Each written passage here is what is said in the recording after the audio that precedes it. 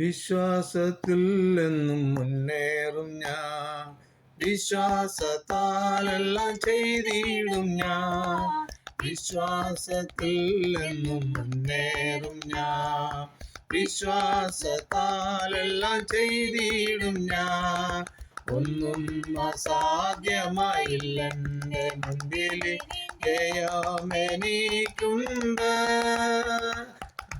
ഞാനൊട്ടും പിന്മാറുകില്ല, വിശ്വാസ ചുവടുകൾ മുന്നോട്ട് മുന്നോട്ട്.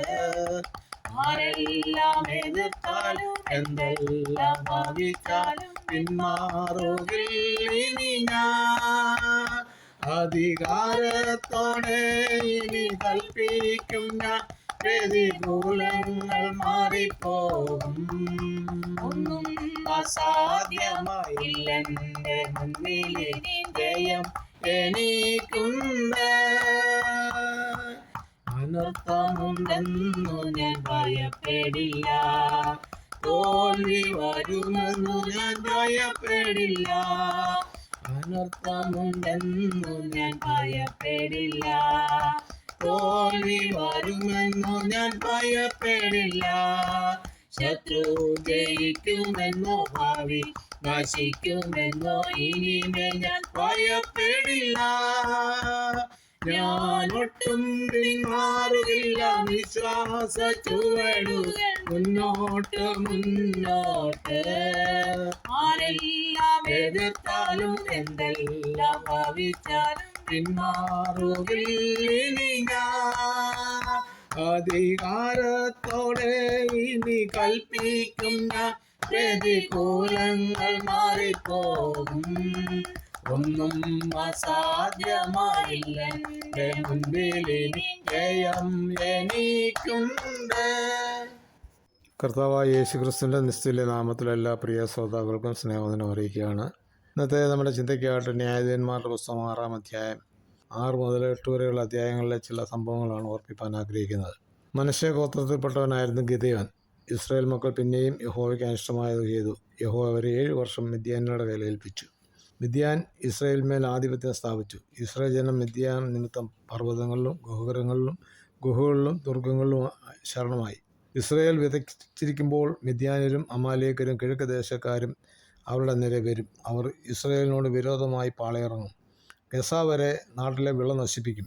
ഇസ്രായേലിന് ആഹാരമോ ആടോ മാടോ കഴുതയോ ഒന്നും ശേഷിപ്പിക്കുകയില്ല.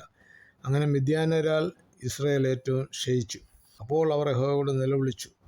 ഈ കാലയളവിൽ യഹോവയുടെ ഒരു ദൂതൻ വന്ന് ഒഫ്രയിൽ അബിയസ്രനായ യോവാശിൻ്റെ കരുവേലത്തിന് കീഴിയിരുന്നു.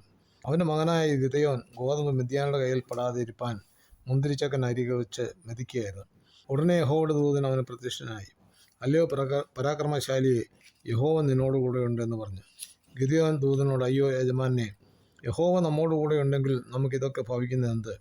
യഹോവ നമ്മെ മിസ്രയീമിൽ നിന്ന് കൊണ്ടുവന്നു എന്ന് നമ്മുടെ പിതാക്കന്മാർ നമ്മളോട് അറിയിച്ചിട്ടുള്ള അവൻ്റെ അത്ഭുതങ്ങളൊക്കെ എവിടെ? ഇപ്പോൾ യഹോവ നമ്മെ മിദ്യാന്യരുടെ കയ്യിൽ ഏൽപ്പിച്ചിരിക്കുന്നല്ലോ.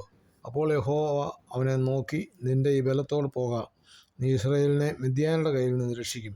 ഞാനല്ലയോ നിന്നെ അയക്കുന്നത്? യഹോവയുടെ ഗിദെയോൻ മോശ പറഞ്ഞതുപോലെ ചില ഉപാധികളൊക്കെ പറയുന്നെങ്കിലും യഹോവയുടെ വാക്കിനെ അനുസരിച്ച് മിദ്യാന്യരെ തോൽപ്പിച്ചു.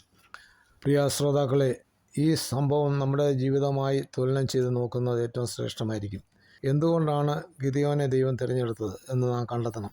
ശത്രുക്കളായ മിദ്യാന്യർ ഒരു സമൂഹത്തെ മൊത്തമായി ആക്രമിച്ച് കീഴടക്കിക്കൊണ്ടിരിക്കുന്ന സമയത്താണ് ഗിദെയോൻ്റെ തീരുമാനം, ഞാൻ വിതച്ചാൽ ഞാൻ തന്നെ കൊയ്യും, അത് മെതിച്ച് എടുത്ത് സ്വന്തം കുടുംബത്തിന് വേണ്ടി ഒരുക്കിയെടുക്കും എന്നുള്ള തൻ്റെ പരാക്രമത്തെയും തീരുമാനത്തെയും ദൈവം കണ്ടു മാനിച്ച് അവനെ ദൗത്യം ഏൽപ്പിച്ചു.